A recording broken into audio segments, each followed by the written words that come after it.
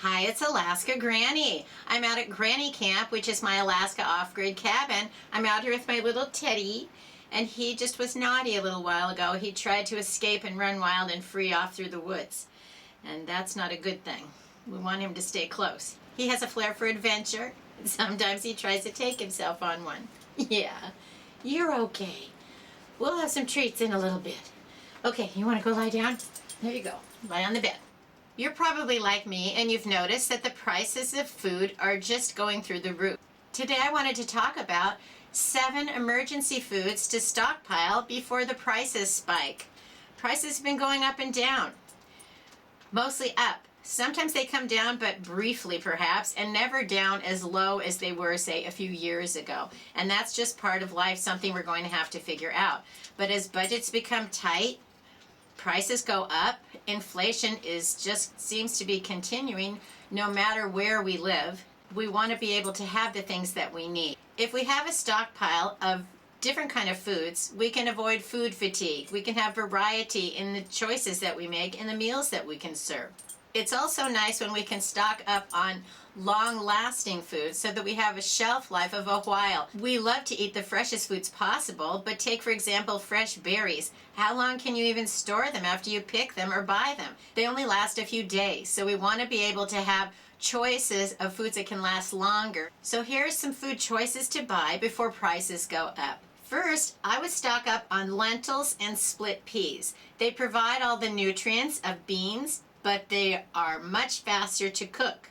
The quick cooking gives us alternatives so that we can have more variety while still keeping the prices low and the nutrition high.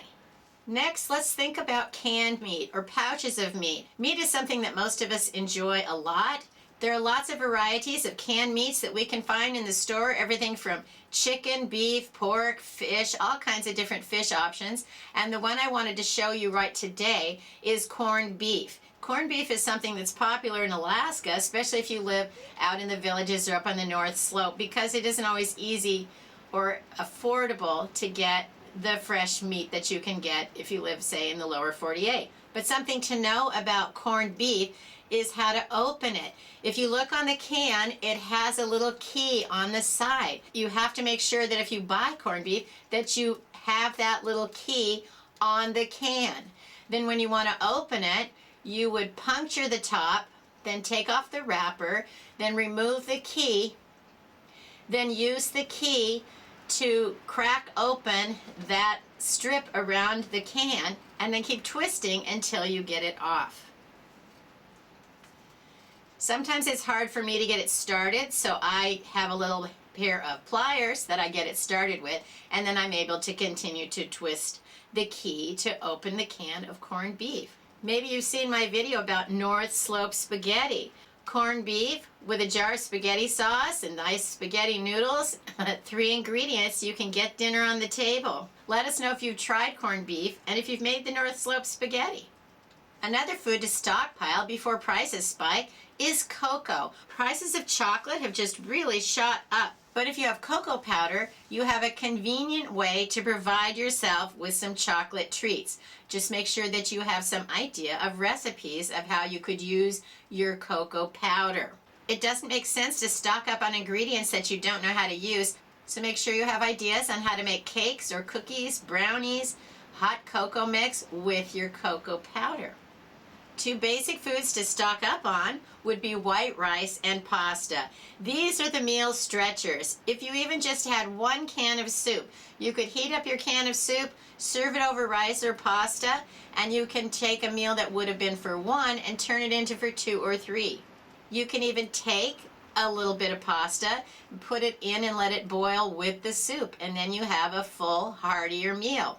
There are lots of canned foods that you can heat up and serve over rice or pasta, any kind of noodles, macaroni, and then you can have bigger, better meals that are more filling for not a lot of money. I always store them in airtight containers, such as these jars, because then I make sure not only are they airtight, but critters can't get in and chew on them either. Peanut butter is something that I know my grandchildren are crazy about, and it might be something that you enjoy too. But a way to have it last longer is peanut butter powder. They've removed a lot of the fat. I think it's something like 80% of the fat has been removed from the peanut butter than when they turn it into peanut butter powder.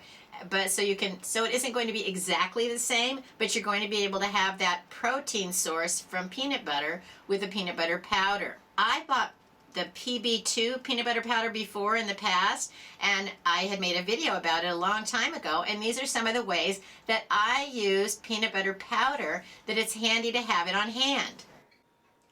Sprinkle it over your oatmeal. Shake it over popcorn. Stir it into hot chocolate.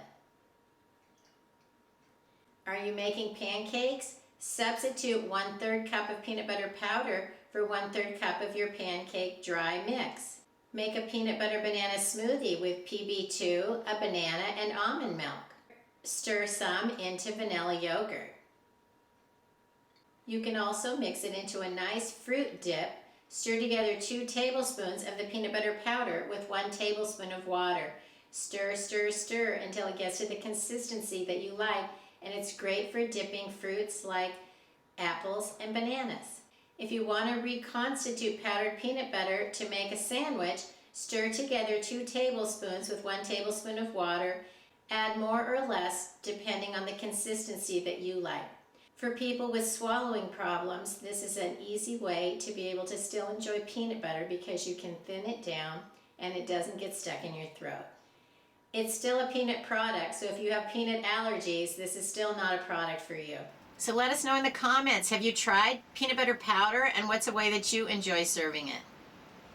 Let's look at tomatoes. There are so many different ways to get canned tomatoes that can be just delicious, quick, and easy meals. But something to remember about tomatoes, they are acidic. They can sometimes eat through the can. Always look over your cans and make sure nothing is bulging or leaking or looks weird, because that would be a sign that the food is contaminated inside or it isn't safe to eat anymore. It could be filled with bacteria. So you never want to eat food that's questionable. It's not worth getting sick over a few dollars worth of food. And that's another reason that it's important that you are rotating the foods that you're storing. You want to use the first in, first out. When you first get into your pantry, when you first bring home an item, it would go on the front of the shelf, and the next time you buy it, that would go behind it. You push those forward as you use these, you push those forward, and then you put more behind those so that you always have the first in is what you're using, and the fresh new purchases are put behind them so that you make sure that you're rotating those foods. Look over the tomato products that you use, everything from diced tomatoes to tomato sauce, tomato soup, maybe pasta sauces. There are so many different kinds of tomato products. Figure out which ones you like the most and then stock up on those, but make sure that you rotate them so that you don't have anything spoiling. If you wanted tomatoes that can last the very longest, look at something like Augustin Farms tomato powder. It can last in your pantry for a long time. There's no risk of it eating through the can, but you will have tomato products that you can use in a lot of different ways. I can buy Augustin Farms products at Walmart in Alaska. I've also ordered them online from Walmart, and I ordered them from Amazon. It's nice to have that long-lasting, long shelf life food option in your pantry so that you will have the things that you need. Sorry, I have a solar light, and it's super windy out, so for some reason the light is going on and off. So I hope that's not interfering with your enjoyment of my video from Granny Camp.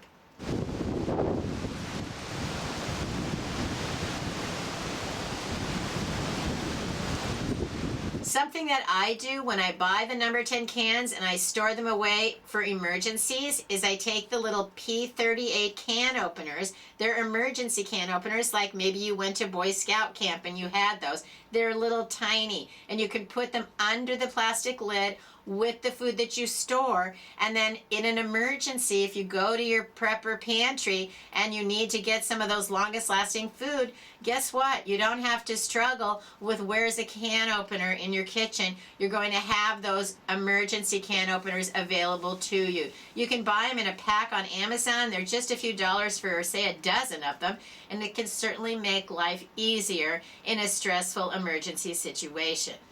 Number 7 for emergency foods that you should stock up on before the prices spike would be check over your grocery ad before you go shopping. Look at the loss leaders. They always have a few items that are on a sale that maybe they're selling below what it even costs them to stock up in the store, so that you'll come in the store and then you'll also purchase other foods at higher prices.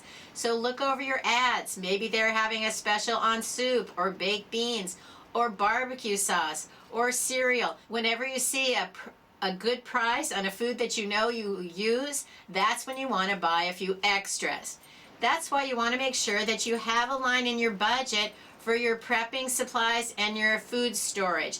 You'll want a few extra dollars besides just your regular food or grocery budget, because you want to be able to stock up on extras when you see a good price or it's something that you know that your family needs. So when you see a good sale, top off your stash with those great bargains. To me, prepping is lifestyle insurance. It's insurance against hunger. Who wants to go hungry? And who wants to suffer or have food they don't enjoy or don't know what to do with, or it's spoiled because you didn't take care of rotating it properly? So nobody wants to have that be the end of their day, or for their children, they don't know what they can serve them. Nobody wants to have a time when you can't provide food for your children. And so let's be prepared. Let's get a few extra things on hand so that we don't have to worry about inflation, the prices spiking, the price of gas going so high. Maybe we're afraid to spend the dollars driving back and forth to the store. We can go shop in our own little grocery store we have in our stockpile. So let us know, what items have you noticed that the prices are skyrocketing or going up, or that are in shorter supply? We want to know what's going on, not just in our neighborhood, but in other communities, so that we can have an idea of what problems we could face too. And if we share ideas, we can learn from each other, and we'll all be better prepared for an ever-changing world. I hope you'll like my video, share it, and please subscribe to the Alaska Granny channel. Everybody loves you. Everybody loves you. They want to see you too. Look up here. Look. Yeah. Yeah. We love Granny Camp.